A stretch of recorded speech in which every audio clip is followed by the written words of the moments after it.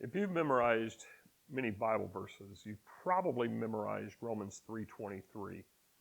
And now a lot of people will quote that verse without the beginning word, which is for, but it is actually an important word because that verse 23 is not a sentence. It is a part of a sentence that actually begins in verse 21 and goes through verse 25. But that phrase in there, for all have sinned, is an important phrase. But it's not the only place in the Bible that we see that all sin. In fact, in the passage that we looked at yesterday, in Romans 5:12, Paul uses the same wording, maybe a little bit different in the actual words, but he says all sinned. And these two words are not easy to understand in the context of Paul's writing here. We may agree, I think most people would agree, that they have done something wrong. Whether or not they would call that sin might be a different issue. But in verse 12, Paul refers to a man who brought sin into the world, and because of that, we all die because we all sin. That man was Adam, and all of that is clear. But why do we sin? That is the question. That is what perplexes people and has perplexed people for hundreds of years, pretty much from almost the time that Paul wrote it, or at least shortly after his death when they couldn't ask him about it anymore. Let me share a little bit about why this concept is difficult to understand. Anything that passes from generation to generation might do so because it's biological, meaning it is genetic. There is something in our genes that the next generation receives from its parents. And as we go back in time, those same genetic traits have passed on. Yeah, maybe they morph here or there, and there's dominant genes and recessive genes, and I understand all of that. But ultimately, genetics plays a big role in what passes from generation to generation. Another thing that plays into that is culture. There are things that my children do, that I did, that my parents did, that their parents did, etc. But there's also things that my children couldn't imagine doing because I do them, or that I couldn't imagine doing because my parents did them, etc. So the idea is that culture does influence what we do. And if we don't like something about culture, we have the power to change it. We don't have the power to change things genetically, although scientifically I guess that's here, but morally, that's a much bigger issue.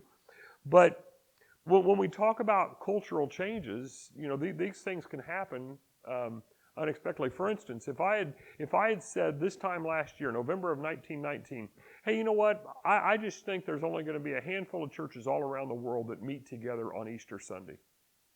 You'd say, Andy, you've lost your mind. You need to be committed.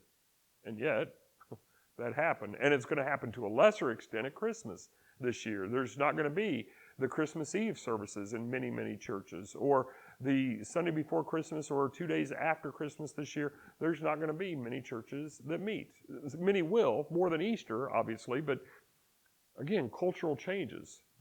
That's something that won't be passed down, however, because it's not something that is desired, so it would change. Well, other changes along the cultural lines, cell phones, televisions, computers, planes, paved roads, sliced bread. All of those things, once they started, continued to move forward. But the way that we live now is much different than we lived 100 years ago, is much different than society lived 1,000 years ago or 5,000 years ago or whatever. My point being that if there was something undesirable in the past and we did not like it, we would change it. Those desires for change are what makes invention possible. But sin remains. So why does sin remain? It is not genetic within us. It is not something, if it was genetic, then Adam would have been sinful from the moment he was created. But his will chose that. So why? Why do we still sin? Why does sin still remain? And if we could overdo it, why wouldn't we overdo it? Because as Romans 5:12 says, that it is because of sin that we die. So perhaps if we could get rid of sin, perhaps we could get rid of death. Now, interestingly though, we not only sin, we not only die because we sin, but we also sin because we are dead. Ephesians chapter 2, verse 1 and verse 5 talk about the fact that we are dead in our transgressions. Watch tomorrow's video for the difference between sin and transgressions. But again, how does sin persist? Well, many have tried to explain this for centuries, and I'm going to start off with two 5th century ideas. I'm just going to give you 4 quick ideas about how some people have tried to explain this over the years. Pelagius was a monk in the 5th century, and he basically did not believe in original sin. Now, this was deemed as heresy, but as people are trying to figure this out, they're just trying to say, okay, this is how I understand it, this is how I understand it, and then making comparative statements. What Pelagius said was Adam sinned, and we choose to sin. It's not that Adam's sin carries forward to us in any way. It's just that he sinned, and we decide to sin too, for whatever way that would work. Augustine, who was a bishop in the 5th century, said that mankind was biologically in Adam, and so we did actually inherit something. His idea is that because of the genes of Adam were then passed to Seth and passed onward, that everybody in the lineage of Adam, and we can see in like Luke chapter 3 verse 38, where it tracks Jesus' lineage back to Adam, we all descend from Adam in some way. So he's saying, well, we inherited that from Adam because we, you and I, in some way, shape, or form, were a part of the genetic code of Adam back at the beginning of history. Interesting. Not certain it's right. Again, all of these have debates and doubts.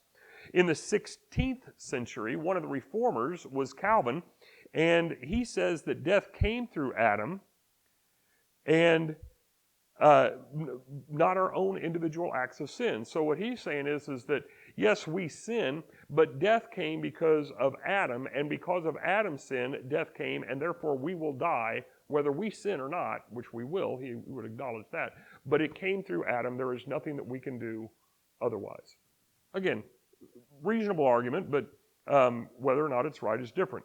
A current theologian, on the other hand, named Moo, says that we are like Adam, and he represents mankind in his sin. This is kind of the corporate idea, which was a very Hebrew type of thought process. Now, this last option is the one that I believe.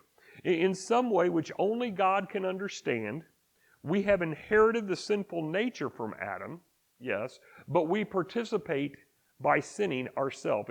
We do not sin just because Adam sinned, and yet we sin because Adam sinned. I know that doesn't make sense, but that's the challenge with this verse. And again, in this 1600 years, and there's others that have debated this in the past, but these are 4 of the most prominent thought processes related to this idea. It is a very challenging idea for us to understand.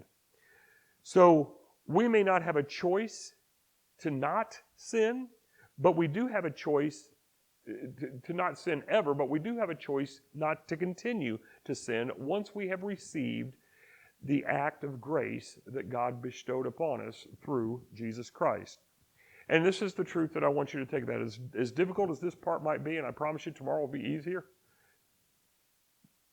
God's grace is more powerful than sin, and we don't have to understand the truth of this message. We don't have to allow the confusion to distort the truth of what God has done, because no matter how much death might reign because of sin, and it does, the grace of God is stronger than the combination of sin and death combined. We would be doomed if not for God.